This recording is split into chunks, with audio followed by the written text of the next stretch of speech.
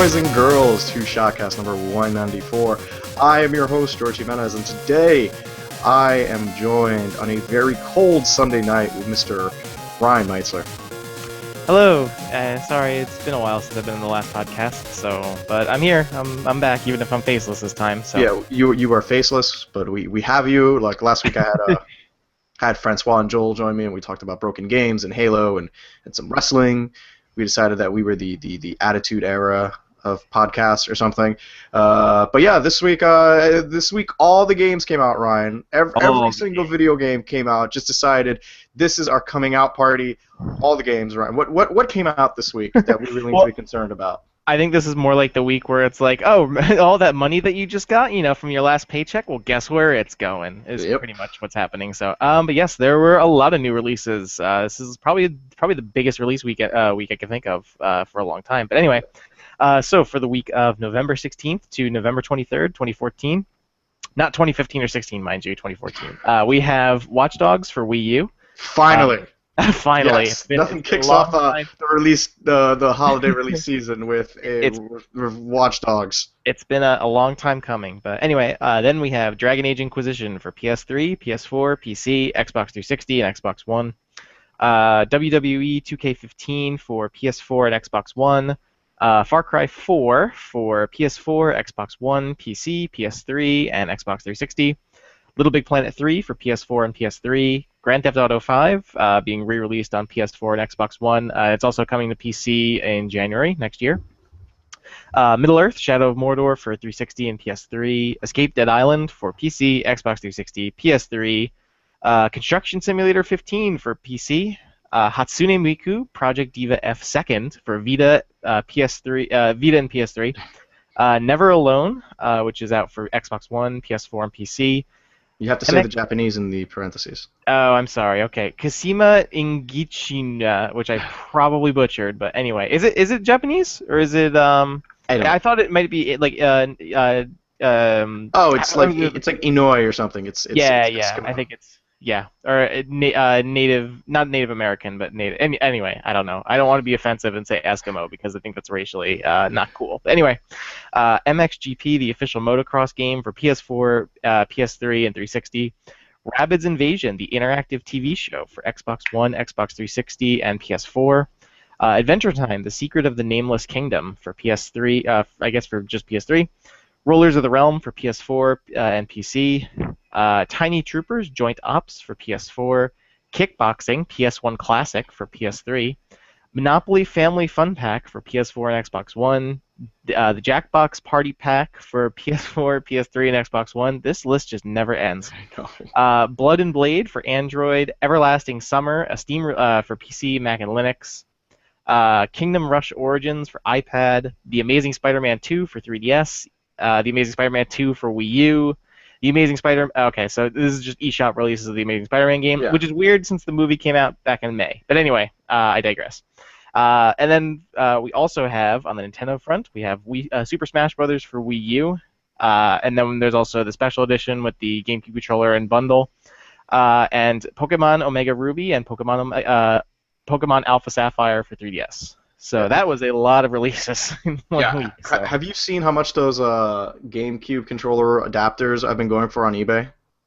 Not for the adapters, no, because normally the bundle with the GameCube controller and adapter is $100 with the game.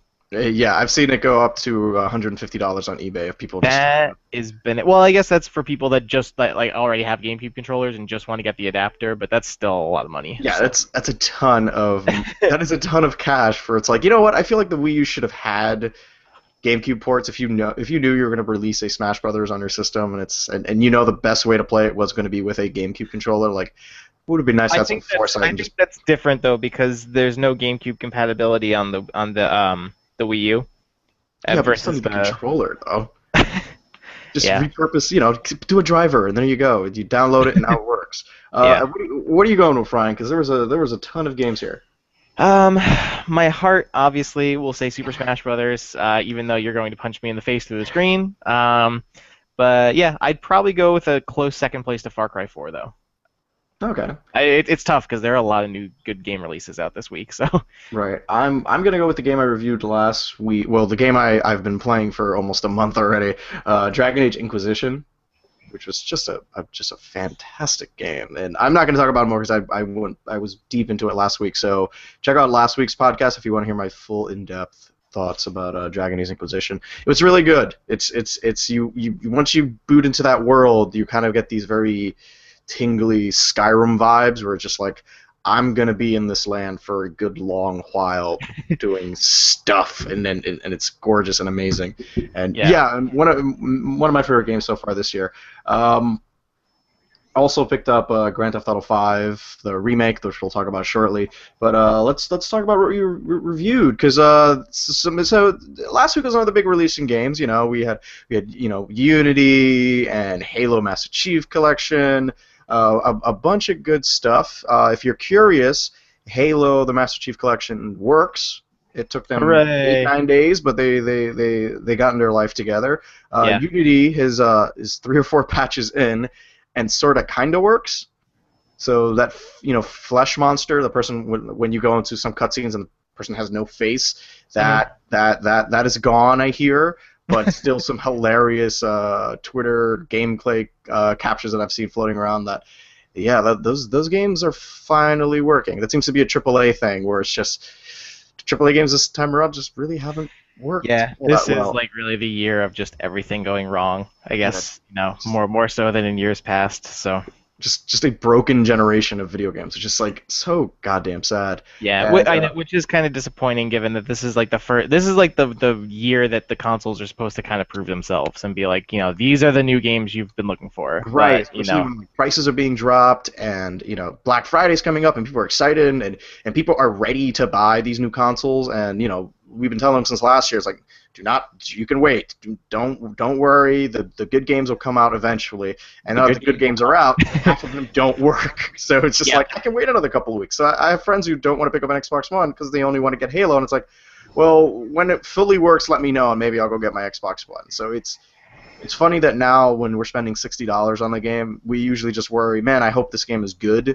Now we're getting to a point where, man, I hope this game works when I boot it up. Like that's it was that was kind of the issue with it's kind of like issues that a lot of PC players have. Is like, oh, I hope my game works. And now it's kind of crossing over to the consoles now. yeah, especially when you have a game like World of Warcraft, where was expected, and it turns out they were suffering a massive DDoS attack from like servers in China. Yeah. Like, I can forgive corporate sabotage for your launch, which and we're going by their word. There's no way for me to check if their servers are really actually under attack, or if just someone said like you should just say DDoS because no one will be mad at you if you say we were hacked. And it's like, all right, great, let's do that. But I think it sounds like they were under attack because Blizzard's usually on top of their game. But usually for an MMO, you're like, it's not going to work first couple of days because there's so many people crammed in. So just give it a couple of days and get back into it eventually. Yeah, I think it's expected for games like that, or like games that have a very heavily multiplayer component, because even something like Halo, where they have to their servers, they won't really know what the stress test will be like until the game is out. And but take a game like Unity, which is a single player game, primarily single player. You're not playing it for the co-op, because the co-op is pretty much drop in, drop out. You're playing it for that goofy single player story. And when that doesn't work and people are falling through the earth, and there's these really bad frame rate hiccups, and it's just wow. Like I played some of it earlier today, and it's a pretty game, but man, trying to navigate through your first crowd, you could see it chug a bit, and like I usually don't have a good eye for catching frame rate dips, but when I can see it going from he's smoothly, casually wading through the crowd to I'm gonna get through eventually, it's like wow. I'm pretty sure I just saw it go from 30 to the high teens, back to 30 to the high, and it's just like that. I've never seen frame rate dips like that. But once it clears itself out, though, it's like it's a nice game, but it's still an Assassin's Creed game at the end of the day. Yeah, I think it's just a case of especially that game being just not very well optimized, in this, and obviously I think also just kind of being rushed out, because I think that the development cycle for the game was fairly short compared to I guess most Assassin's Creed games. Yeah. I think this one was 3. This one was 3. I think this one was either 2.5 or 3 years. So this was okay. This was so being worked on. and like something like Black Flag was kind of being worked on in tandem, and he was just like, well, we need something, so here, do Black Flag and elaborate on pirate ships, and people seem to like that. And now Yeah, that people are like, oh, this is cool and refreshing, we're kind of getting back to old Assassin's Creed. So this, yeah, this feels more like an expansion of Assassin's Creed 3, like just the natural progression of things, which yeah. is fine. But I think what a Black Flag proved to us is that the Assassin's Creed formula is a little bit stale. And speaking of Assassin's Creed, I think you actually reviewed Rogue. I did, yeah. Okay, I have two questions about Rogue. Okay. First question: does it work? Yes, it works for the most part. I really didn't notice too many like technical issues. 8 out of 10. When I was Awesome. playing it, so. And second question: how are the pirate? I mean, are you a pirate? Is this a pirate ship? Is this a regular ship? What are the boats? How are boats? I Explain think to me the boats. should I go into the game in general first, or should I Yeah, answer go your for question it. and then? So okay. So I reviewed Assassin's Creed Rogue, which was the second Assassin's Creed release to come out. It came out with Assassin's Creed Unity. This kind of continues the story of Black Flag. Like it's a pretty direct sequel to Black Flag, and it retains a lot of the gameplay, pretty similarly. So yes, there are ships and stuff, but I don't think it's as heavily a pirate. It's not really like a pirate game. I feel Right. like Black Flag was. When you mean Um, same kind of game, I mean, are we still doing a bunch of little islands and some mainland cities and islands and mainland cities and just moving around shit like that way? Like, is it pretty much like carbon copy of like Black Flag as far as that design is concerned? yeah, more or less. I feel like, and kind of in my review, that's what I focused on was like the story of the game is really interesting.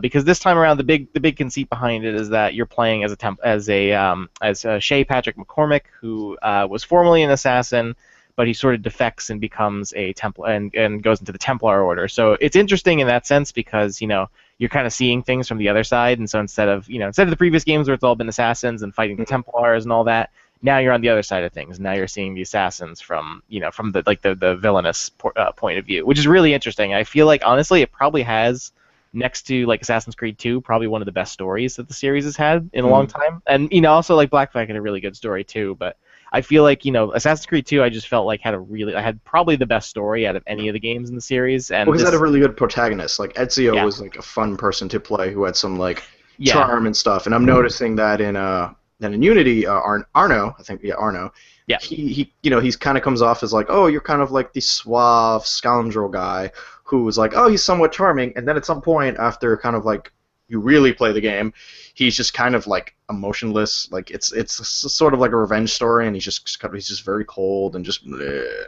I need yeah, to find Templar and stab him in the face. Like, oh, like, yeah, like, and he's having fun. He's flirting. He's jumping around, being all cool and stuff. And like, you yeah. just no, he's all serious. And Yeah. Shay, I guess, is more of that where he is like a little bit more serious and kind of subdued, but they don't make him like I feel like they don't make him like completely unlikable or a villain or like he's not completely just like oh I'm the bad guy like his story is very nuanced and just kind of his motivations for joining the Templars and all that is really interesting. But I think the case with Rogue is that it's a fresh coat of paint on an old chip. Basically, is like kind of right, what I feel like is that it's again it's the story is really interesting and I feel like it goes in a lot of really cool directions, but it's just the gameplay is very evident that the series needs a break and that right. they're starting to. I mean obviously like that's nothing new. Assassin's Creed's been getting kind of stale for the last couple of years now, especially with like 3. How 3. Yeah, I mean, like I said, with the exception of maybe Black Flag, which we were getting to that point in Assassin's Creed where we're just kind of like, this game needs to mix things up ASAP because. Yeah.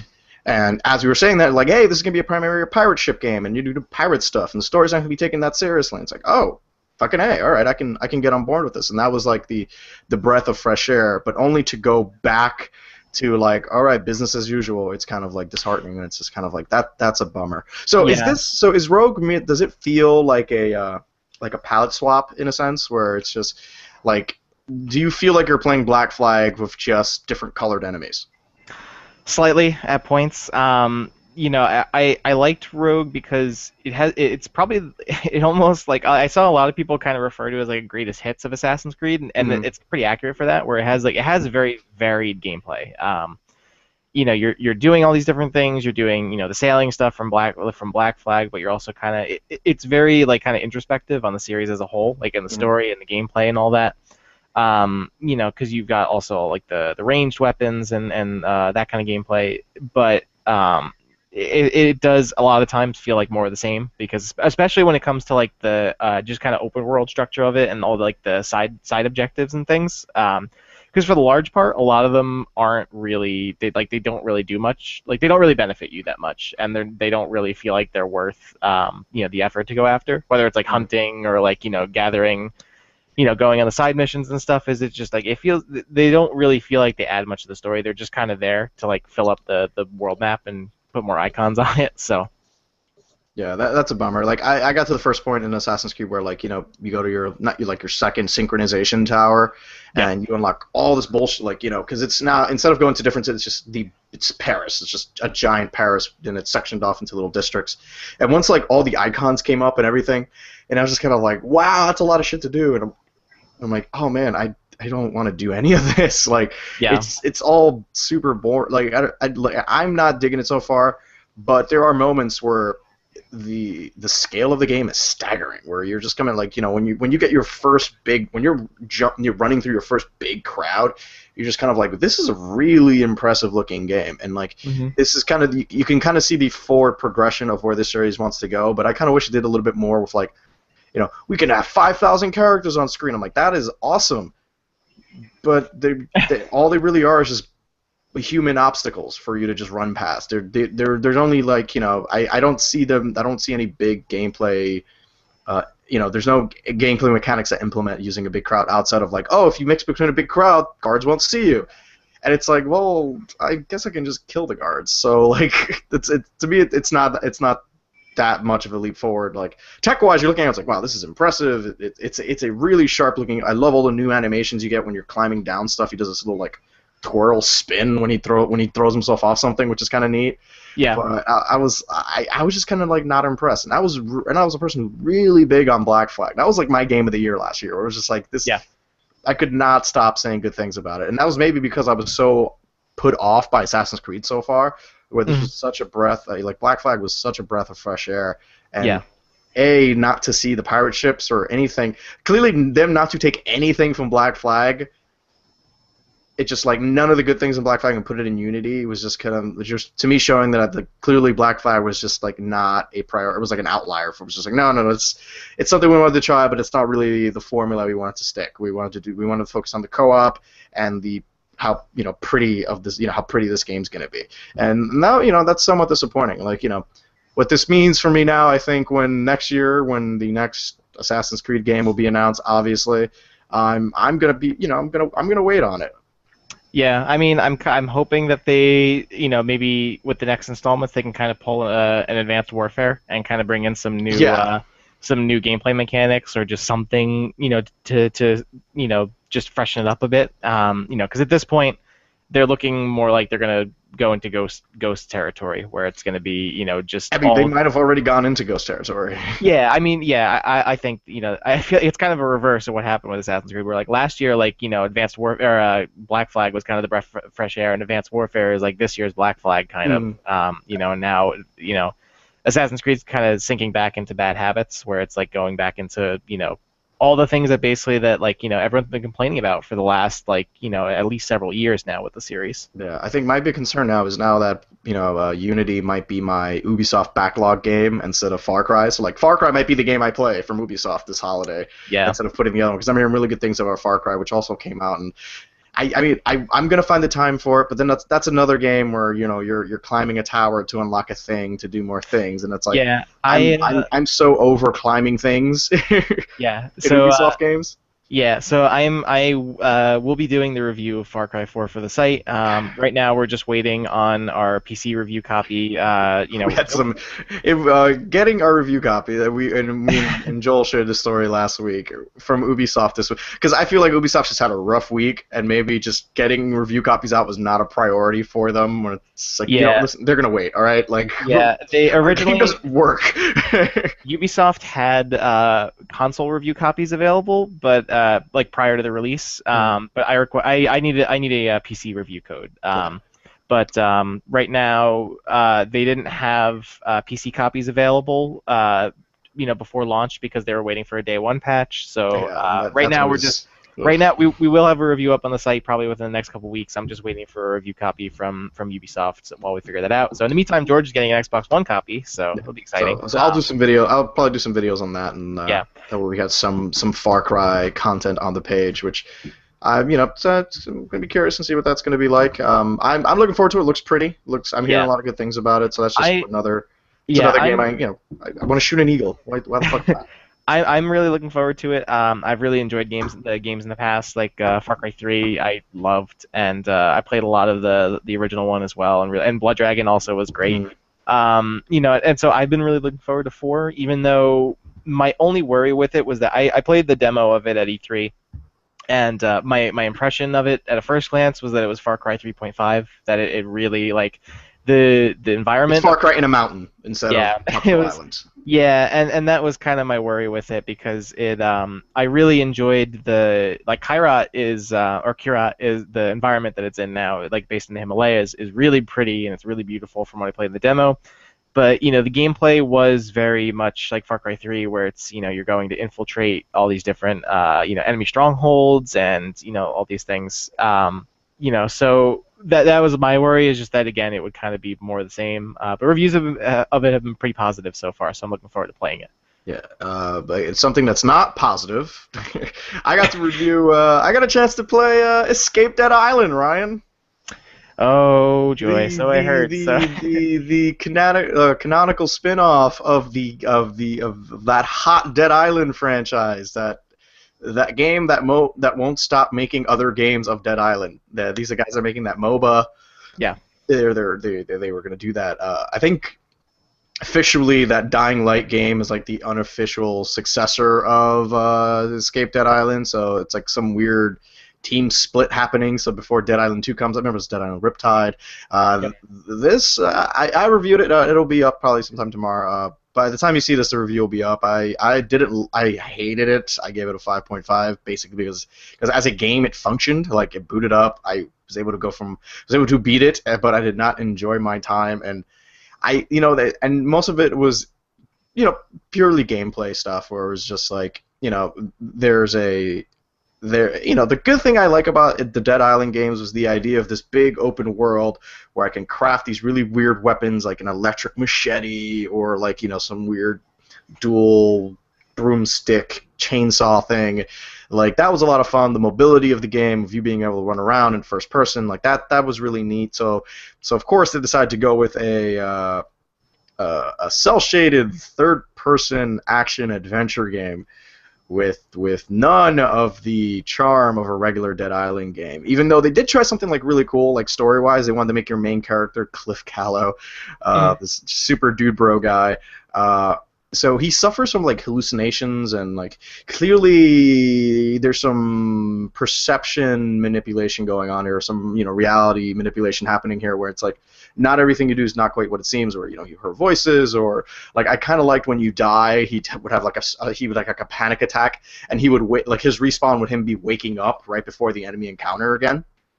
And I'm like, well, that's really neat. And then the problem is when you do eventually get to that payoff, like, what does this all mean? You just kind of don't. You're in that mode where it's just like, I just want to get through this game. Like, I don't care. The big issue is it's supposed to be a survival horror game, except when you die, they'll give you ammo sometimes. Like your respawn will be there. It's like, oh, here's some ammo. I'm like, I don't know. The whole idea is I want to be, I want to be worried or I want to be challenged. Don't give me extra bullets. This makes no sense. Right. But yeah, I did not love it. It's not, it is. They try going for that like kind of weird like Metroidvania aspect where it's like you'll run past a pace and it's like, man, if I had a grappling hook, I can probably go through it here. And then eventually you get the grappling hook and you backtrack and you go there. The only problem is that usually in a game like that you have some semblance of like, like a Batman Arkham Asylum, there's an idea of like exploration where you're discovering something and then you put it together. It's like, oh, I got the bat grapple hook. That means I can pull those doors. Like I know which door we're talking about. This game just doesn't even want you to do that. Like, you just hit the left bumper and your objective marker is right there. So it's just, no, you're supposed to be going here. Don't, if you're going off the beaten path, it's because you're looking for like really dumb collectibles. Hmm. But like, so yeah, they even took that like that kind of fun part of like exploring, and like the game is kind of pretty. It's like I said, it looks like a kind of a graphic novel, a lot of hard outlines, like looks really neat, and like I love what they do with the like a lot of onomatopoeia. So when something blows up, it says boom and big bold letters on there. You know, when you hit something, it says squish, and like that's really neat. But like, yeah, like I said, there's just, you know, you want to like, oh, should I go over here? Oh, my objective marker says here. All right, let me go here. Like, even to the point where it's like, oh man, one of these zombies have these keys that you need. You hit the thing, it's like, this zombie has it. Kill this guy and go back. So the game just kind of it holds your hand, and it never feels like all that challenging. And it's got this really broken stealth mechanic where all the monsters have like this Metal Gear Solid exclamation point that if they see you, it'll fill up, and once they fill up, that's when they lose their minds, and like you can get killed fairly easily. So if like 2 or 3 gang up on you, you're dead in like 2 or 3 shots. So so most of the game you're just kind of sneaking around and like screw driving people in the neck, like in The Last of Us, and the problem is that you can't really tell when the stealth works, because there were moments where I ran right in front of zombies and their thing did not fill up, and I was able to literally to walk up to them, just kind of go behind them and shank them in the neck. And other times doing that same exact thing, it's like, oh no, we see you, everyone kill this guy. And it's just kind of like, oh, okay, so it's that kind of game. So you can't even plan accordingly to that. You just kind of, hopefully this spawn, no one will see me.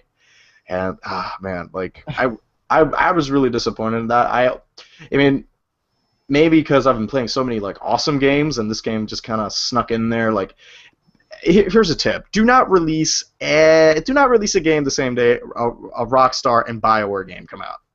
Yeah, I mean, as it a was such friendly I'm not a publisher. I don't know anything about publishing games, but I'm going to assume that is a bad idea. Like, if you don't want anyone to pay attention to your game, then release it on the same day Rockstar and BioWare release a game, because then that'll assure you that no one will even look at it.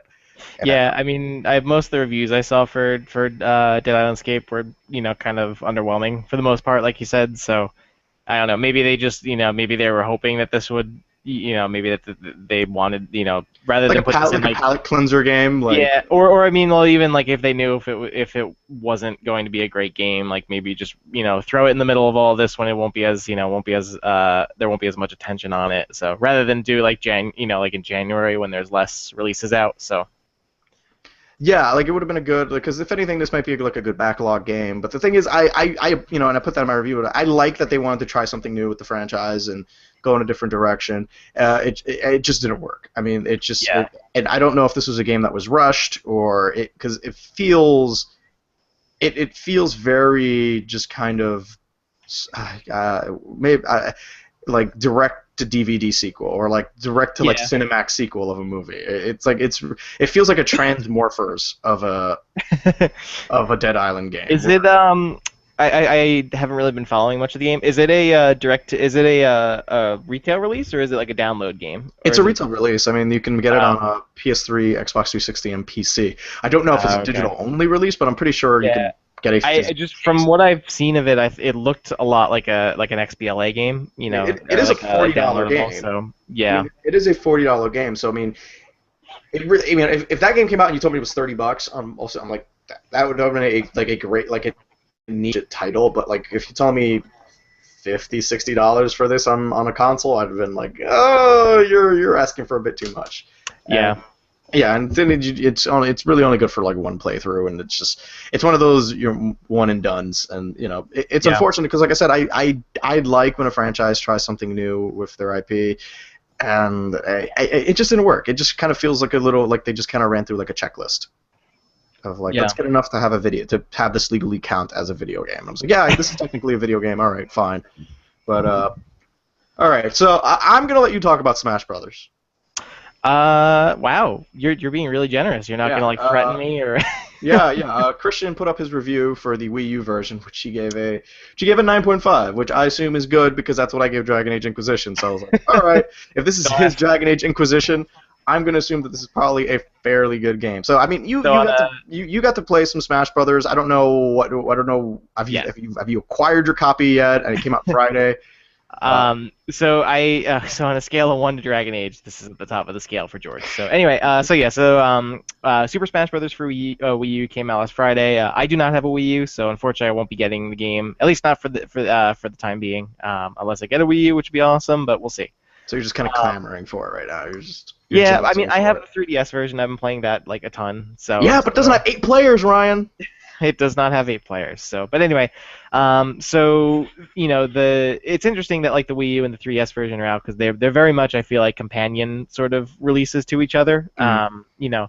So I don't think it's a matter of whether, oh, I'm gonna get the 3DS version or I'm just gonna get the Wii U version. Like they very much like kind of talk to each other, and so because you can use the Wii U version, you can use like the 3DS as a controller for the game, and you can connect the 3DS version to the Wii U to do a whole bunch of cool features, like transferring your customized characters and your Miis and that kind of stuff over. So, but anyway, yeah. So the Wii U version is out, and it has a lot more content, I feel like, than the 3DS version. The big kind of marquee feature is that they added an 8-player mode, so you can play with up to 8 players, which is just insanity from every time I've seen like videos and things like that.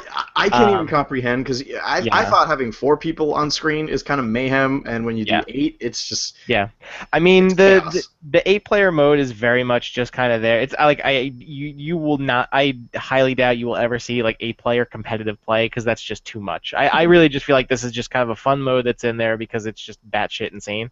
So Um, how many? So I'm just thinking hardware setup for 8 people. yeah. It's some person has the gamepad with the little screen on it. Yep. Another person is what? Is this 7 Wii controllers at this point, I or think Wii or GameCube I think controllers also? aside from just the gamepad, I think you can do pretty much any configuration possible. So you can include you could do Wii remotes, you could do the GameCube Oh controllers, no. and you can also do the 3DS. So like if you connect that to the Wii U, so you could do Nintendo you loves making you can. buy all these goddamn And I peripherals. believe you can connect 8. So if you have 8 people with the GameCube controllers, you can connect 2 of the adapters and then plug in 4 of the controllers to each adapter. So it's just insane.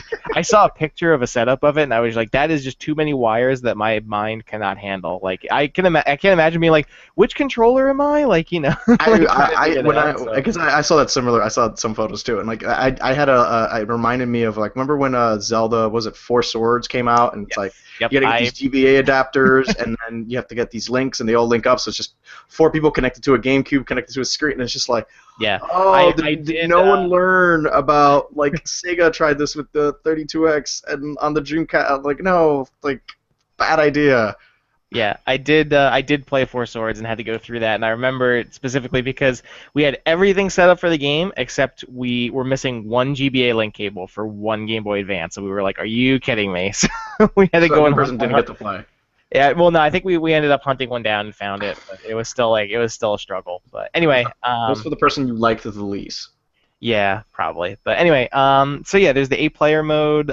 There's also the Smash Tour mode, which is like it's kind of almost like a Mario Party like mode where it's a big like board game. I haven't really seen much of it in action, but I know it exists and it's another one of the big kind of modes. But yeah, otherwise the game is Well, it has there's the amiibo support, the toys to yes. life line. I want to bring my toys to life. There is the Amiibo mode, so obviously if you've seen or played Skylanders or Disney Infinity, you'll see it's pretty similar, concept where you buy different Amiibo figurines for all the different characters, that are in the game, and it's going to be between both the Wii U version and the 3DS version. I think there's an adapter that's going to come out for the 3DS version that you can use the Amiibos with, but that comes a little later on. But with the amiibos, you can plug them into the game, and then you use them as a figurine player, I believe is what the term is. So basically, they're like the amiibos become sort of like smart computer-controlled characters. So they're not just like normal, like the normal computer-controlled characters. The amiibo, as you play, they will get stronger, and they'll sort of learn your moves and how you play, and so It's their version of a Drivatar, is what you're saying. basically, yeah. So it's like the Smash Drive guitar.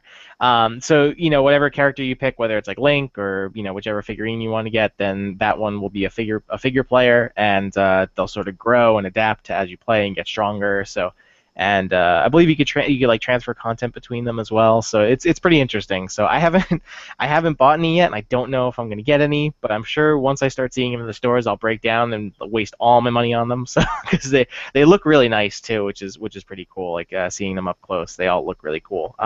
Some of them are retailer exclusive. So I know like Meta Knight I think is available at like Best Buy or Target or some. There's a whole bunch of there's a handful of them that are like available at This certain was all a retailers, coordinated effort. Release it right before Black Friday, so people are hunting down different hunting down the amiibo. Oh my amiibos. Yeah, I god! think like Meta Knight, Lucario, and Shulk are all like retailer exclusives, and then there are a couple others that are like probably going to be Like available at who's certain Toys R retailers. Us? So They shut down the closest Toys R Us to me, so it's like I think it might have been Lucario. I think is the Toys R Us one. So it's like if you really like Lucario, you got to find a Toys R Us. So. ugh. Yeah, but I'm excited to play. One of my friends just got the Smash Brothers for Wii U, so we're probably gonna get together over the Thanksgiving break and do the 8-player mode. So I am very much looking forward to playing it. So I've played it a handful of times before. I played it at E3 a bunch, and I also played it a couple times at some Nintendo events, like at Nintendo World and at their offices. So obviously it's really fun. And if you play the 3DS version, it's not going to be a huge leap because all the characters are the same between each version. It's just the Wii U version has some different stages that aren't in the 3DS version, and vice versa. But yeah, I'm really excited for it. And obviously, if you're looking for a big, fun local multiplayer game that you could just get together and have friends over with, I mean, like this is the game for that. Yeah, it makes me wonder what the going prices for like a bunch of like Wii controllers are, because now would be a good time to start just hoarding controllers when you have a bunch of people over. Or even for like if you try to find like old used GameCube controllers and get, but then again you have to get the adapter as well. So.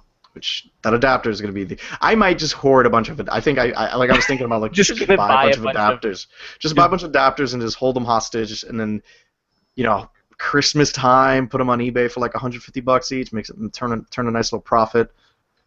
Yeah. Evil business George is something's a cooking in my head. Yep. But yeah, Smash Brothers. If you get a chance to read Christian's review, it's really in depth. Written by a person who clearly knows what Smash Brothers. That's one of those games. Like if someone said, "Hey, you want to review Smash Brothers?" I'm like, no, like I don't. No, ill. But then if they don't, but we're gonna give you some Mario amiibos that you can play. I was like, oh, okay. If you're gonna give me toys, I'll go with it. If you give me toys, then I will review. So. Damn right. Let's get into some news stuff. Oh wait, actually, what I forgot, GTA. That was like another big release. The real version of GTA came out on PS4 and Xbox. It is crazy that one of the most anticipated games of this year is a game from last year. Basically, it's like it's last year. Yeah. And man, it is a pretty game. That is a GTA-ass GTA. Yeah. But the big feature that was people didn't know about until a few weeks ago was the first-person mode. And man, it is like a new game entirely. Playing that game from a first-person perspective, and it's at the touch of buttons. One of the whatever the select or the other button there. I forget. It's not the share button. It might be the touchpad on the PS4, but it's the line button. I don't know what button that is. Where it used to be the select button on either controller that controls the camera, you just cycle through, and the first person is just another camera angle. So clearly, that game. They retextured everything, Ryan, to accommodate that you're going to be really close into things now. Like a lot of the billboards, a lot of signage, stuff written on people's T-shirts, all redone so you can like read it now. All the dashboards inside all the cars are all different, and they all have working speedometers and odometers, and like your radio's there. And man, driving and texting is so hilarious and fucking dangerous that it is amazing. Because if you want to check behind you, you got to do a head check. You got to right stick, look this way, look that way. If you don't look behind you, he literally like spins around and looks behind him, which is like drive-bys and that is just like it's insane. Like I wasn't quite sold on it because it still controls like the GTA game, so it's still like that third-person controls. Like I kind of wish there were I have to check. Maybe they are kind of like FPS controls for it, which I would greatly appreciate because. It is weird doing like right stick and then left bumper to shoot when it's really, like it should just be the trigger. Like this is dumb. Yeah.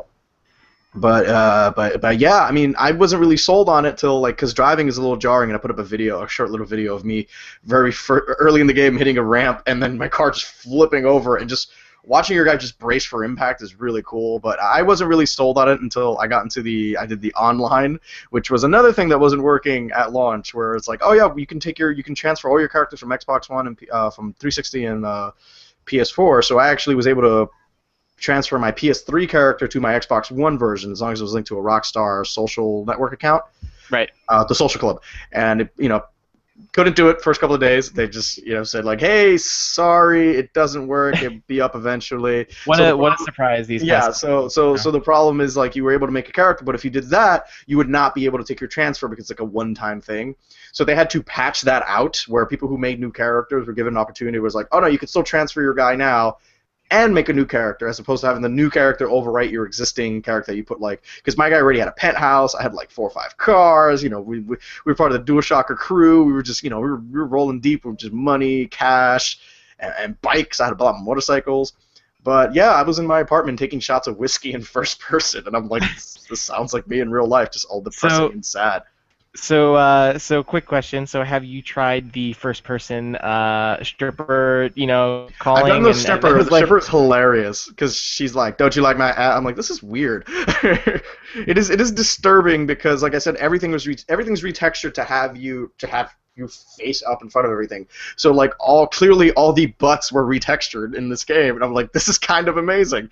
It also kind of it is a new form of creepy, especially when like when you hijack cars. Like I come in, there's some old lady. What are you doing, man? Oh goosh! And you're literally you're seeing like Trevor right cross some old lady out of the car, and I was like, wow, that was.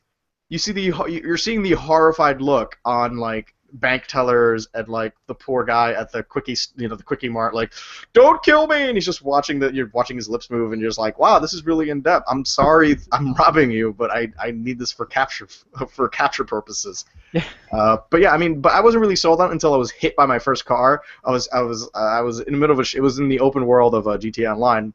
I think, yeah, I was just shooting out another player. I killed him. And then, totally unrelated, these other 2 guys were chasing each other, and I got hit by a car, and just watching my arms and legs flail in first person as I go, making eye contact with the driver of the other car who hit me, and then just going like that, and seeing, like, I'm pretty sure we locked eyes, and then watching my guy just twirl around the air, and then that impact when you go face first into the concrete, I was like, okay, I can see on that. So I went on, like, adventuring, where it was like, I'm gonna go hijack an airplane, and trying to fly an F-18 in first-person view, like, that is really tough to head check. And I mean, the good thing is, like, you can always, like, it's as easy as just hitting one button and you're out of that first-person view, and you can set it where it's like, if I'm on foot, I'm always in first person, but as soon as I get into a car, it's set to that cool, that chase cam, or like maybe right on the bumper or something, which I appreciate. Like clearly they put a lot of work into like this. Clearly wasn't just a let's just bump up the visuals to we're like we're just gonna bump up the resolution and the frames per second, which is fine. I mean, they did that, which is great, but they also retextured the game, and I think that was maybe the big problem I had with like The Last of Us, where it's like, oh, this looks better, but some of these textures still look like ass because these were PS3 textures. Like a lot of that stuff was not, that was not updated, and that's why I wasn't too crazy about The Last of Us remastered, because it was just like, you're just giving me a slightly better looking game. Yeah. Now this looks like I agree in that sense. But I think with this, I've been interested. I mean, even though the first person mode is like a simple thing, it's not like a huge game, but it does it literally lets you see the game in a new way, which is kind of cool because I mean before you've really only been able to do first person in just the driving sections, but to be able to do the whole entire game in first person sounds pretty cool. Like especially when you're doing things like the heist, like that first heist I did when you're doing the jewelry store, like watching your guys smash the things and going on, and then there's like a dirt bike sequence afterwards where I got on dirt bikes and we're going through tunnels, and I'm like, it is really tense and super terrifying because you're going so fast, and like I said, and the shootouts are really, and I took the aim assist off and it's like it turned it almost into a first person shooter, and it's like this is kind of neat for someone who I played the hell out of that game when it came out last year. So that was going to be the only the first person was really the only reason why I wanted to come back, and like because I remember some sequences, I'm like, oh, that actually would look really cool in first person, or like the scuba diving. Like I didn't do any of the scuba diving in the first game because I thought it was dumb, but like now I might do it because it's going to look really neat. And a lot of the side mission stuff I'd be more than happy to do now because that seems really cool. Like they also bumped up the multiplayer for 30 people death matches. Like the other one was only 16. It is absolute chaos, Ryan. It's just so many people, just so many poorly dressed people just shooting each other in the face, and it's amazing. And they redid like the character creator for the online, which I thought was really good. I think he looks a lot like me. I'm gonna put some stuff on Twitter later and just show you what current Cobra Jimenez. That's a good thing. It's a good like criminal alias to walk around, and I've got my cool little Kawasaki Ninja. It's awesome. So aside from the first person and the like the multiplayer and all that stuff, there is other content they've added, right? Like I think there's some new missions and stuff. Yeah, Michael's got like a murder mystery thing where they do it like I think they do it in black and white, and there's a lot more. There's just more stuff if you're returning to the game, meaning like if you have if you have a save, and like I guess the Rockstar Social Club will know if you played the first game, and all that stuff is kind of carried over. Yeah. So yeah, given the opportunity when that game fully opens up, like there's kind of like a big prologue phase to that game. So once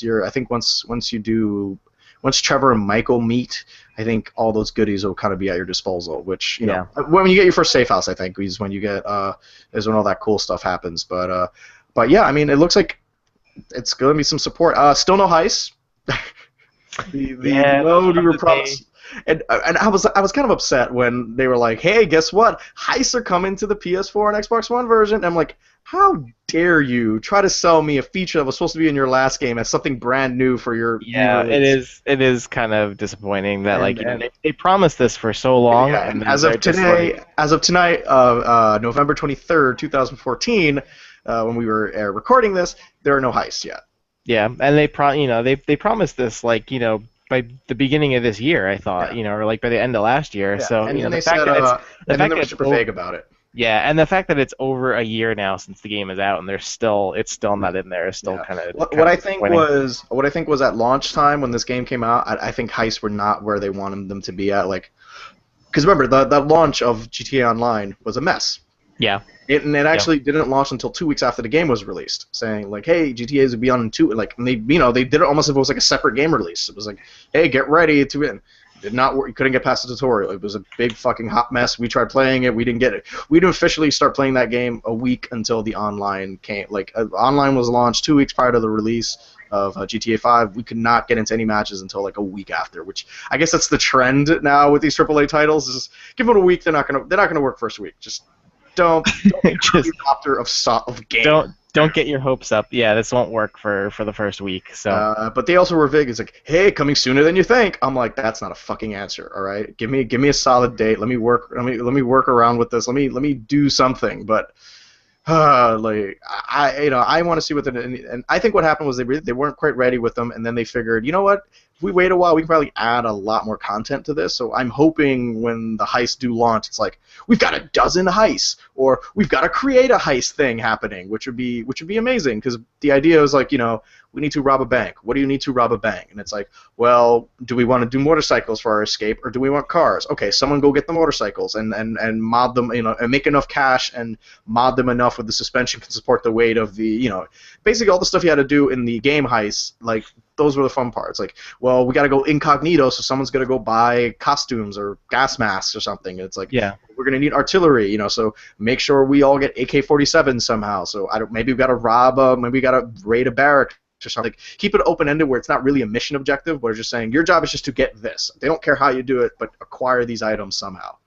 Or scope out the area, do it in a helicopter, take pictures, like that kind of do like a real heist nonsense. Like, that'd be really cool. Like, I'd love to see someone take over, like, because in the other one you hire people to, like, you're the hacker, you're gonna make sure the security cameras work, and you're the muscle, and you're the driver. So I would love to see once the heist takes off, where it's like, oh no, Ryan, you're the driver, you're gonna sit in the car, you gotta wait till these people are done for your phase of your mission to come on. Like, which would be kind of neat, but also kind of like terrible. It's like you gotta wait around. Like, what if they get all shot to hell? Like, and you're just going, I waited a half-hour load screen for this, and then you're just kind of dead. Like, I'm looking forward to it. I'm hoping maybe for Thanksgiving I think that'd be a fun thing to play on Thanksgiving. Is the bank. Or you could go and get a Wii U and go play Smash Brothers, which definitely works. Or you can get a Wii U and play really good Wii U games that all work. Like, I'm hearing like Bayonetta 2, I'm hearing is everyone's game of the year. So it's like, might be a good time to get a Wii U and see, because I want to have that game of the year discussion and see what's on everyone's list. And a lot of people are, a lot of people's games of the year are on the Wii U, and I'm like, that is weird. Yeah, but I feel like this has been like kind of the good year for the Wii U with all the games, between like Mario Kart and Bayonetta and Smash Brothers. That it's having a good year, for once after, kind of having a rough start. So Yeah, so good for them. Some more. There's just so many games. Valkyria Chronicles I downloaded, but I haven't played yet. I can't wait to play it on PC. It's just, I love Valkyria Chronicles. Let's get into some news, and then we'll wrap this up because we've been talking for a while. Ryan, are you excited about Evolve? I am, yeah, I'm looking forward to it. Well, did you know that all the DLC maps for Evolve will be available for free? I did not know that, and that's pretty exciting. So That's kind of weird. I'm like, all right, what's the catch? I know, yeah. Does that mean your game's gonna cost $80? Like, is that how you're offsetting this? Yeah, I think it was the same thing with like a couple weeks ago when they announced with Witcher, when they said like they're gonna just give away like a shitload of DLC for free. So Hmm. So the quote was, first thing we want to do, we don't want to break the community up, so all our maps would be free. We don't want anyone to get booted off the server because they haven't bought something. So this kind of sounds like a technical issue more than anything. Like, yeah, but I think it's smart though because again I think that's the big problem with a lot of multiplayer games, especially like when you've looked at like Call of Duty or or Halo, Titanfall this the year Halo or games, Halo, yeah, Gears, all that where stuff.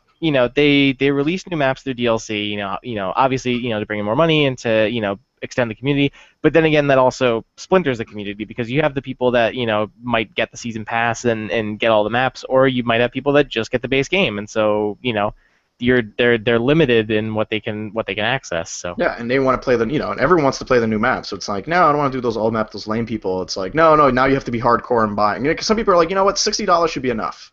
yeah, Like, that should be especially full. because some of them, like the Call of Duty season passes, are $50. Like they are almost an entire game by themselves, just doing Yeah, the season and pass. to So me that's kind of that to me that's taking advantage of a good effort. To me, I think the cynic in me now that's like this time of year and after everything going right, I think maybe some stuff was tested and it's like, listen, we can't get this game to work if everyone needs to have the maps because we cannot get this thing to work. So they were just like, all right, fine, give all the maps for free. We don't need this headache. yeah, That to me, that's kind of what it sounds like. Like there's a big panic thing, and like the nuclear option is just like, fuck it, make it free. Click. It's like, all right, good, all right, just we don't need this because now I feel like the next, because I think they're the next kind of big AAA game to come out. They're in February. Yeah, February 10th. So I think they're gonna be under the microscope to be like, are you guys gonna work at launch? Because that's the thing. That's the new hotness is games not yeah, working at launch, especially multiplayer games. Are yeah, you gonna have that problem? So I think they kind of want to like kind of already do some damage control. So if their game doesn't work, hey, listen, we give you those maps for free, all right? Just hold on. But no, good for them. That's it. We'll have characters and monsters even if you don't buy them. If your buddy wants to buy the DLC, that's cool. Your game will be enhanced through this purchase. So you won't be able to play. So you won't be able to play as, but you'll still be able to play as these characters. All right. Well, cool. So good for them. I like the idea of. I like that all the classes have different character like models for them. So like, yeah, there's a different type of medic. So if you want to be a girl medic, there's a guy medic one too, or the assault guy. There's a robot assault guy. You like robot sure, or like different monster skins like that. That's kind of neat. I don't know why I did this one. Oh yeah, I know why, because I'm a huge DBZ fan. So DBZ Xenoverse, the game comes out on my birthday, so I definitely will get that. shows off pictures of Beerus, Wiz, Great Ape Vegeta, and more. We get to see there's Future Trunks. There's a Majin Buu guy. There's a Lady Buu. There's more monkey guys. They're showing a lot of the created characters. So I'm like, I don't know who these people are. Like, they're not canonical. Oh, this is the guy from Battle of the Gods. So I saw that one. That's not a great anime. You should not watch Battle of the Gods, even though that's free. duly noted. So Okay, that's. I thought I'd be more excited with that feature, and I was like, nope, don't care. Like, I was excited for a second. I'm like, oh, great at Vegeta, and that was kind of. I was like, all right, he's in the game. So Ryan, they know how to fix Assassin's Creed Unity. They figured it out. Do you know what you have to do? What do they have to do? You have to delete all your friends off your Uplay service. No, NBD. They user identifies the in-game social fees are in context causing crashes in Assassin's Creed Unity. So if you're playing Assassin's Creed and it's just not working for you, you're just like, fuck, man, what happens? You have one too many friends on your Uplay service. Apparently, they found if you delete them, it fixes a lot of the bugs and crashing and weirdness going on with Assassin's Creed Unity, which is Not the biggest issue. The game freezing at the main menu. That's even before you play the game. The game won't work.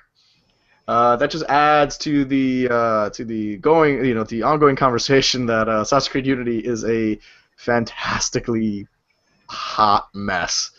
But yeah, just remove all your friends, Ryan. You don't need. I mean, I don't think I have anyone on my UPlay contacts list. I don't know that many people that use UPlay. Yeah. Outside of people who want to play like Far Cry or something, I don't associate with people who use UPlay. Yeah. Yeah, UPlay. Sunset Overdrive was free this weekend. Yes, it was. Yeah. So Microsoft was doing a whole bunch of celebrations this week for the Xbox One's first birthday. So it turned 1 year old, and so they were giving away a bunch of free things. Just like gamer profile pictures and like stuff like that. And I got Limbo. I got a message saying that like, hey, nice. we're gonna send you a free copy of Limbo. I'm like, okay, great. That's Thanks. cool. Yeah. So they were giving that away. They were also had some gifts that they were selecting random fans to receive. And then also the big thing was on Saturday you could play the full version of Sunset Overdrive for free for 24 hours, which I felt like was a little bit of a cop-out because, granted, that game is probably going to take a couple hours just to download, if you're just setting it to download because it's like 27 gigs. It's a preload. Yeah, I wish you were able to like preload that game. And yeah, but it's still. I mean, it's still. Steam does. Steam already like when they do a free weekend, the game's already installed in your hard drive. Yeah. Like that's pretty awesome. Yeah, which is pretty cool. But I mean, I think it's a cool enough thing where it's like, okay, it's cool you get to play like this just released game for free for a day, and it's nice. A lot of people like I wrote the article on that, and I know a lot of people in the comment section were kind of saying that that confirms that it was a flop because they're basically giving away this game for free for a day, and that it didn't sell well. But I just think it's a cool gesture, regardless of whether or not. I think so too, because like I said, it's technically a first-party game, so they can just kind of give that away. I think a lot of people reacted to it kind of skeptically and said, "Oh, that must mean the game didn't do very well." So. Yeah, well, I won't go into how the tone in our comments section the last couple of weeks. I'm just gonna back off from there because when people give you something for free, that's usually a good thing. Yeah. And also, I meant to mention this earlier when we were talking about the stuff that didn't work. Hey, do you know that Drive Club PS Plus version still isn't out yet? Yes, I have known this, and yeah, it sucks for those guys. So. Yeah, I mean, you talk about a mess that's kind of been like the guys over at Drive Club, I forget the name of the developer, but they must be like kissing someone's feet now that Ubisoft is taking over the reins of being like most fucked ever, where it's like, let's not forget, Drive Club, we're waiting to get Rain patched in, guys. Like, at some point, this is all completely unacceptable. Like, whatever next game they release, I'm going to sit there and be like, no, like, you're going to have to give me a $20 voucher for me to even bother with your game. Like, yeah. Guys, games should work. I think that's okay. I think that's fair, right? I don't feel like I'm being entitled. That's like, if I drop $60 on a game, it should work. All the parts should be here. Don't tell me that, oh, no, rain and weather will be patched in later. And some of the social features that you were looking forward to. Heist will get there eventually. Like, no. It all should be there now. If not, don't release again. But again, it's people trying to hit that holiday release before Black Friday and just kind of get those copies out. It's just kind of like, it's like, I get being an early adopter of hardware. Sometimes hardware doesn't work, and that's just the risk you take when you're an early adopter. It's just the price is higher, blah, blah, blah. But when it comes to software, like games, like, being first just means like I'm really excited about this game. This is how I'm showing my support by buying this up front. Maybe not reading or just going for it. But god damn it, like make your game work. Yeah. God. I do like that the guys over at 343 just said, "Hey man, we goofed up. We fucked up Halo. We are so sorry. There's a lot more works to do." Giuseppe put a bunch of tweets there. He goes, "Can't blame them for being steamed. We goofed. To put it politely, many of the issues are connected to a single big issue that didn't expose itself until the game was in the wild and cascaded from that. Fingers crossed. There's a lot more to do. No sleep till Turkey Day." I mean, I like that they've been really open with their communication as far as like we know it's broken. We're working on it. Like 10,000 blog posts. Like that poor social media that community manager who just runs like this cute little fluff articles about 343 is not posting like just status updates like, guys, we've not slept in 4 days. Not gone home. One man's getting it divorce. His wife left him. Said it's either fixing these servers or me, and he chose the server side, guys. Like we're gonna start a GoFundMe for his new house. Like they're working out. I like seeing that. I mean, also, I'm not gonna rehash that point. Like the game should work, but I like people taking ownership of saying like, "Whoa, we fucked up. We're so sorry." And like I said, those Drive Club guys could learn something from there, as opposed to like, "Oh yeah, we heard some reported issues. The game might not be working for some people. That's kind of weird. Check back with us." Like, no, your game is fucked. Fix it. Like, acknowledge that. But yeah, we mentioned Xbox One is a year old, Ryan. Yay! Happy birthday, Xbox. I would say it was the equivalent. If we were talking about a baby, it was probably a high risk pregnancy. It was a baby that needed to be on like a needed assistance breathing on its own for the first couple of weeks. Just on a respirator, just there. But it pulled through. It's got its life together. It's now grown hair. It can form words. It is so to celebrate. They were just giving things out. If you've purchased an Xbox One at launch, you're going to get random things. Also, make sure you're opting in for Microsoft third-party emails, because if you're not, then you're not going to get any of these free items. Decepri wrote an interesting article about they're doing the same thing on PS4. If you opt out of any third-party emails, you're not going to get any of this free stuff. So if you want any of this stuff, make sure you opt in. You can do it on your profile settings on each respective website. And I just found a little pink Spartan, Ryan. Can you see it? Aww. How adorable is that? That's from Halo 2. Like, that's awesome. Speaking of which, I'm loving the Master Chief Collection. Like, I've been playing so much Halo 2. It is disturbing. I like playing the Halo 1 maps, like Hang 'em High, and like how it originally looked, because, man, did that game look like ass. And I'm sure at the time we were just like, wow, nothing can look better than this. So have you started playing Halo 2? And like, if you have you been doing like the on the fly like graphic switching between like Yes, it is disgusting. Does it do that for the cutscenes too as well? Like no, the cutscenes are all pre-rendered. You don't see the original cutscenes, which is kind of a blessing. I was gonna say you probably don't want to, but no. When you're playing through the levels, it's kind of seeing from like an academic person. It's like, oh, this is what it used to look like. That's kind of neat.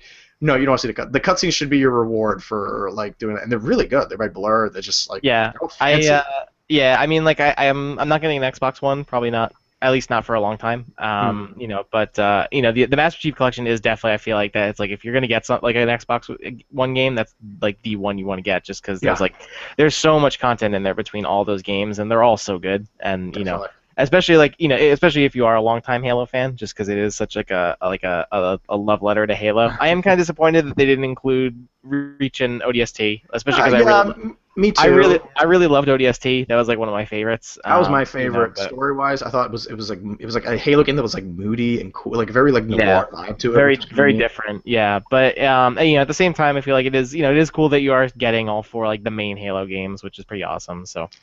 Do you wanna hear what some of the free stuff some people are getting on the Xbox One? Yeah, let's go for it. So. An Xbox One limited edition Call of Duty Advanced Warfare bundle, an Xbox One Special Edition Sunset Overdrive, 1 month membership to EA Access, a Forza gift pack with Forza with some of these are actual physical goods that they're going to be sending to people. So make sure your shipping address is up to date on your Xbox Live account. Yeah. But yeah. GTA Online, 200,000 in-game GTA bucks, and the Forza pack looks amazing. It's a gift pack with a Rallycross hat, a Lamborghini 1/24th scale replica, an Xbox One controller, Launch Team Edition, signed by Tanner Faust, host of Top Gear America, global Rallycross champion and professional stunt driver, to United States only. Forza Driver limited edition G-Shock watch, Grand Theft Auto gift pack with Los Santos Sheriff trucker hat, Michael Trevor posters, a sticker pack, a year of Xbox Live, Killer Instinct Season 1 combo pack that includes Volgor and all these people, more cars in Forza, like the Nissan 370, a bunch of Battlefield shortcuts that give you, like, here are all your perks, you don't have to earn them, great. Some Unity DLC, like a French rapier for Arno, 75 platinum monies in Warframe, Plants vs. Zombie costume pack. Like, there's also not mentioned here, but some indie games will be there. Like, I got Limbo for free. So yeah, it looks like some people will be getting some weird. I think everyone will get something. It's just gonna vary. It's gonna be kind of a crapshoot of like the really Yeah, good stuff. I think it'll probably be like one bundle, one of those bundles, and then like maybe like a couple thousand of other things, and then yeah, but it's still pretty cool. Like Yeah, it's I think cool. that's pretty neat. It's something to look forward to. Yeah, I like it. Happy birthday, Xbox. You've come a long way. Like Yeah, you kind of came stumbling out of the gate there, but I think losing the Kinect and the price drop helped. And timing wise, with a lot of their like some exclusive, like I think Sunset Overdrive and Master Chief Collection are two great, phenomenal games. yeah, Which I think, yeah, if you're picking up a system, those two games, those will hold you over for a while. yep, And yeah, that's yeah. great. It's I'm like still waiting for games on my like like third party stuff. Like if it's online, I get it on the Xbox One. If it's single player, maybe I'll get it on PS4. It becomes an issue of like if I get a review copy sent to me on PS4, I'll play it. But like I said, I'm infrastructure wise, I always like the Microsoft setup for things. Like I think it's an easier setup for me. And like most of my friends are still on Xbox and stuff, so to me that works a little bit better. But yeah, I mean, clearly the PS4 doesn't really have anything coming out this holiday season. It's more, January, February, March. Even though Bloodborne got pushed back, but I think there's some other stuff coming in there. So kind of wait to see. But like, I would still hold off on the consoles anyway. Like, if you are gonna pick one up, there's some great bundles out there right now. I think there's a really good I saw a couple of good Last of Us bundles for like $400 or yeah, I think probably the best bundles that I would get are either there's the PS4 GTA 5 Last of Us bundle, which will be a Black Friday one, which is probably like the best one you could pick because that's an awesome. That is maximum bang for your buck. Yeah, especially because you're getting two. I mean, even though they're two older games, they're two fantastic games, and you're getting PS4 and everything. Probably, I think you probably get some form of like a couple months of Live in there, or PlayStation Plus as well, Xbox Live in Sony. What am I thinking? And then there's like the Sunset Overdrive bundle for Xbox One is pretty nice too, or the Assassin's Creed bundle. That's the white PS. Yeah, that's it's the white one. Yeah. And the Advanced Warfare one's really good too. That's the one hard drive. Yep. There's a lot of good options out there right now. Or even if you get like one of the older bundles that's been around for a while, like especially because Xbox One they've marked it down $50 on all the bundles. So I would if you want the full Xbox One experience, I would get with the Kinect just because I love navigating. I love muting stuff by yelling at the TV. Like to me, that's really convenient. Yeah. For me. So yeah, if you can find one, and those will definitely be marked down because there's still a ton of these Xboxes just all over the place. Yep. So, but yeah, good time. Also, I was laughing at DBZ before. One of the other free things you can get that's for everyone, Ryan. I know you're super excited about this. You get a free rental. Excuse me, for Forward Onto Dawn, that Halo web series, a free rental, limited. That you can just watch it anytime you want. But also, DBZ fans, you get a free rental of Dragon Ball Z Battle of the Gods movie and sampler pack of DBZ TV episodes for a limited time, only available in the United States and Canada. Yay! They went strong with DBZ for Xbox. I don't know what weird partnership they did with Namco Bandai where they're just like DBZ everywhere. I'm like, oh, okay, great. Like who knew that Microsoft be home of DBZ? But yeah, I'm good luck DBZ. Yep. They're really pushing that hard. Let's do we care that the EA is saying that they're confident the Xbox One's going to catch up? Nah, fine. Obviously, that seems like a no-brainer. Apparently, they found a solution to that no-face bug, the face melter bug in Assassin's Creed Unity, which I haven't encountered yet. I kind of want to, just to see what that's like. In the post, they mentioned that was mostly happening on the PC version, so I don't think it was really happening on the consoles, unfortunately. So you won't see you won't see nasty freak monsters without faces. So it's hilarious. It was just funny when I first saw those on Twitter, and people were just like, "I will not sleep for days after seeing this." Now, so it's like they look horrifying, right? They look terrifying. Like even maybe worse than the what was it? Was it NBA 2K15 with the horrifying like face monsters from? That looked like they came out of like Sunset Overdrive. Oh my god! Just absolute nightmare food. Two more things. Blizzard apologizes for Warlords of Draenor launch because it fucking didn't work. They're crediting everyone 5 days of game time, which I think is nice because it is a subscription-based thing. So it's like let's credit them $5. Fine. Yeah. I mean they're making billions every year off this game. I think the least you can do is give us 5 days. They Yep. should give them like I feel like when you do something, they should give them from like some special DLC, like I don't know, like a cool like in-game shirt for your character saying like I survived launch day or something weird like that. I always like when they do little quirky things like that, like in Halo when they do like the flaming helmets, like Recon, like special like it was a special helmet you get for just being doing something really cool in the community that Bungie will just reward your account with a special helmet.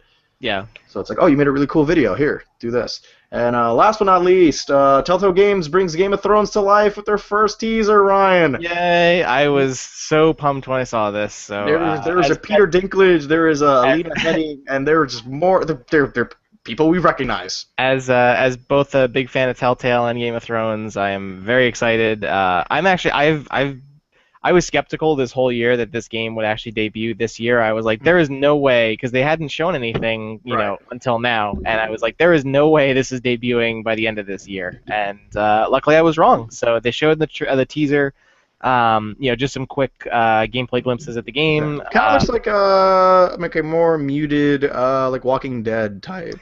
A little bit. Style. They've mentioned specifically with this that they don't want to go quite as much as the cartoony kind of style that Walking Dead does. They wanted to do something that fits more because obviously this is based primarily on the TV series. So they want to go with more a style that kind of fits more the show, which is more like muted and kind of gritty and all that. So.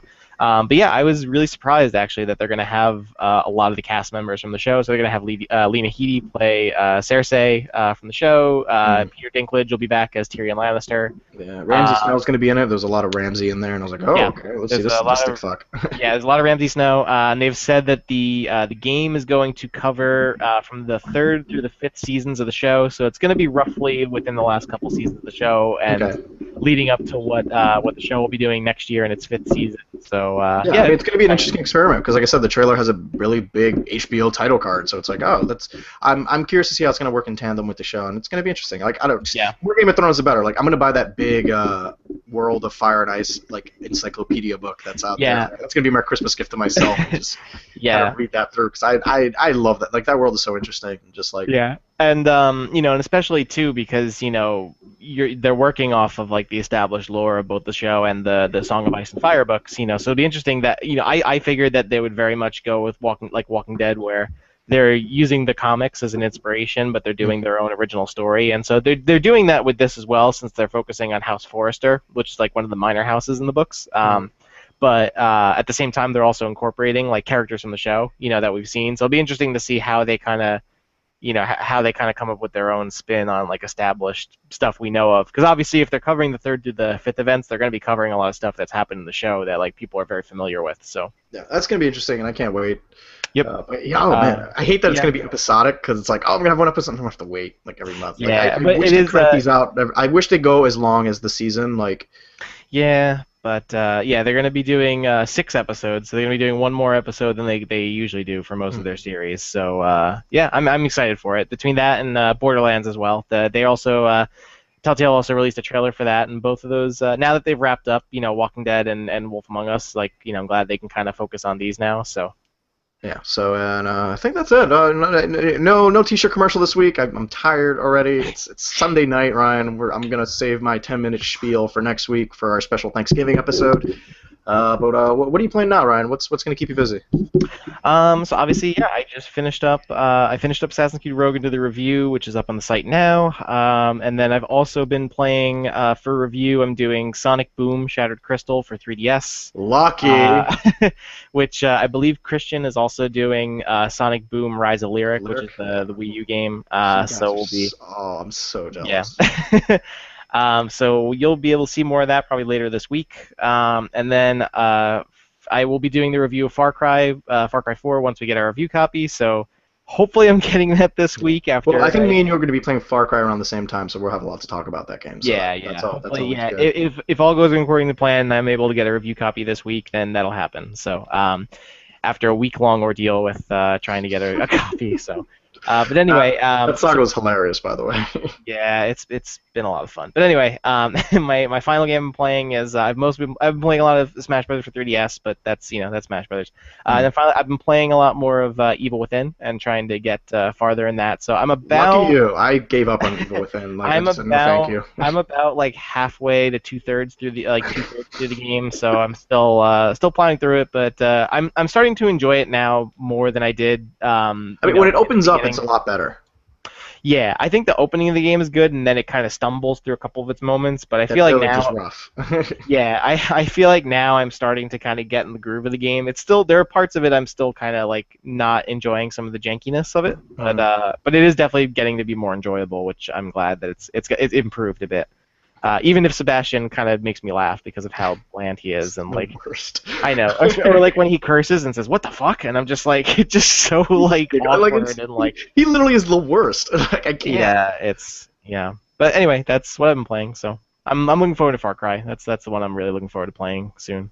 Yeah, I'm looking forward to playing Far Cry 2. I'm playing. I wrapped up my character in Dragon Age Inquisition. Like I beat it for review and stuff like that, but there was still so much to do. But I got to a place where I was comfortable. Like like I think I'm done with you. So I started a new character, but I just kind of started but didn't touch him. I'm like, oh, maybe I'll do it over the Thanksgiving break. I'll go back to this character and go to Dragon Age Keep, do a new world state, and then do all the opposite decisions I did, which should be a lot of fun. I made a big horned guy. He was like kind of mean.